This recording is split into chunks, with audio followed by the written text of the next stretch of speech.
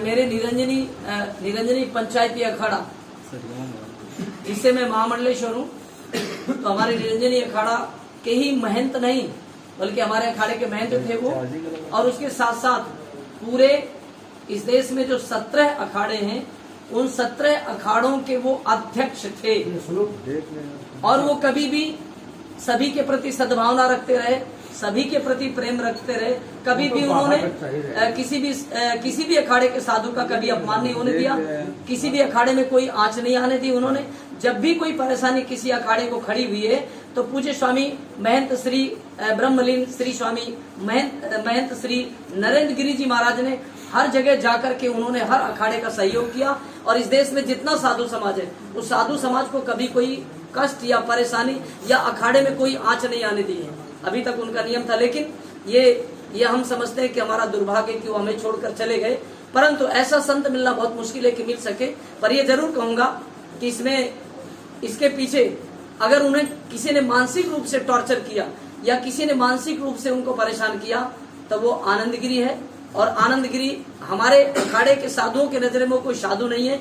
जो साधु French cutting रखता हो वो साधु नहीं कहलाता है। साधु के 3 नियम होते हैं, धर्म का पालन करता है, और जिस पर बाहर विदेश जाकर रेप का केस लगा, कई महीने तक जेल में बंद रहा हो, और उसके बाद फिर वहां से रिहा करवाया भी पूज्य महंत जी ने, श्री नरेंद्र गिरी जी ने। उनका शिष्य था इसलिए उन्होंने बचाया।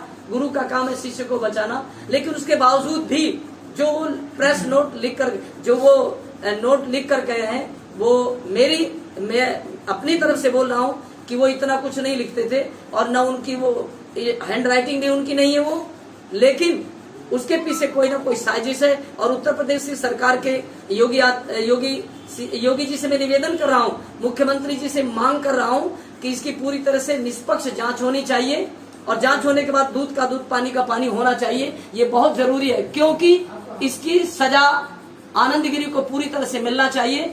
क्योंकि आनंदगिरी जो है ना तो वो सन्यास में आता है, न सन्यास की दीक्षा ली उसने, और न सन्यास की कोटि में आता है वो, ना वो महंत की कोटि में आता है। महामंडलेश्वर तो है ही नहीं। लेकिन इसका सबसे बड़ा दोषी अगर कोई है तो वो दोषी है आनंदगिरी, और आनंदगिरी को फांसी मिलनी चाहिए। उसके पहले मैं समझौता नहीं चाहता। मैं एक महामंडलेश्वर अखाड़े का, इसलिए आनंदगिरी को फांसी मिलनी चाहिए, और चाहिए कि योगी जी पूरा न्याय दें, जिससे हम साधुओं की जो पीड़ा है, क्योंकि अगर इस समय न्याय नहीं मिलता तो हम समझते हैं कि हम कोई उम्मीद नहीं कर सकते हैं कि वर्तमान सरकार किसी संत को न्याय देगी या किसी संत को बचा सकेगी। इसलिए यहाँ पर आज अगर ऐसा हुआ है तो उसके लिए सरकार को सख्त से सख्त कदम उठाना चाहिए, जिससे इस तरह की घटना दोबारा ना हो। क्योंकि एक संत चला गया वो दोबारा नहीं मिल सकता है, उसका शरीर पूरा हो गया, अब नरेंद्र गिरी दोबारा नहीं मिल सकते हैं। इसलिए चाहिए कि हमारे अखाड़े के जो बड़े बड़े महंत हैं या हमारे अखाड़े के जो आचार्य हैं, आचार्य श्री स्वामी कैलाश स्वरूपानंद जी महाराज, उन्होंने भी मांग की है, और उन्होंने कल स्टेटमेंट में कहा कि ये हैंड राइटिंग नरेंद्र गिरी जी की नहीं है, क्योंकि वो बहुत थोड़ा लिखते थे। वो ज्यादा लिखते थे नहीं, कहीं भी बैठ करके वो अपने हाथ से कोई लेटर नहीं, कुछ नहीं लिखते थे। वो तो बस कभी जरूरत पड़ी तो साइन कर दिया। इसलिए हमारे आचार्य ने भी मांग की है कि ये लेटर उनका लिखा हुआ नहीं है, इस पर कहीं ना कहीं साजिश से उनकी हत्या की गई है। उन्होंने आत्महत्या नहीं की है।